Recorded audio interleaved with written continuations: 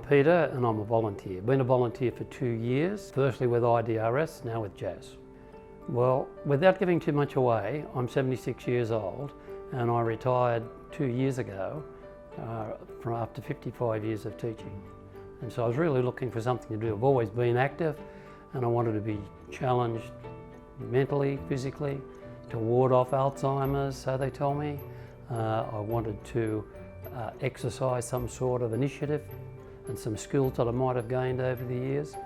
And so I looked around for some volunteer work. I tried a few, but then I suddenly stumbled upon JAS, and here I am today.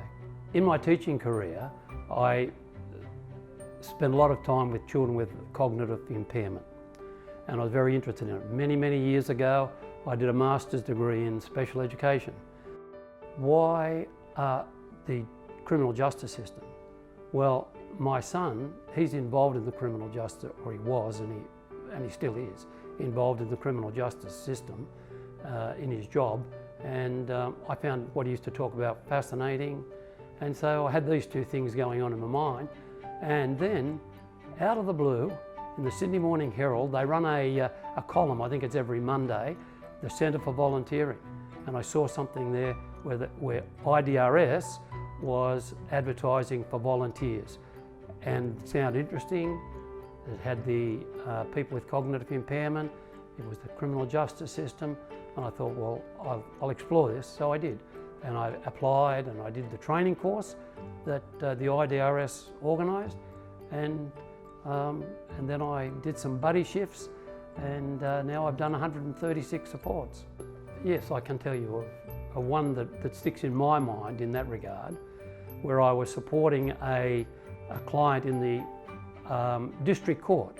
So it was he was there for sentencing. It was a pretty serious sort of affair, and so he was in the dock, and the judge kindly let me sit in the dock with him to support him. And anyhow, so he had to talk to what had gone on in his life, and he got to the stage where he started to talk about how his father had abused him as a child, and he really became very emotional, and he couldn't go on. So when we were leaving, he came and he said to me how much he appreciated the fact that I was sitting in the dock with him. He didn't feel alone, and especially when they asked him about these terrible things that had happened to him in his childhood, and he couldn't put words around them. He was just happy. Not that I did much, I didn't say a word, but I was just, the mere fact that I was sitting there with him was valuable for him. And he said thank you, and that was important to me. Well, I think in any civilised society, the measure of any civilised society is how it treats its most vulnerable people. And the most vulnerable are the people that we're talking about, the people who really haven't got the capacity to come to terms with situations in which they're found. So if we're talking about funding, I would just like to finish by saying that I think the clients that we deal with are just as important as koalas.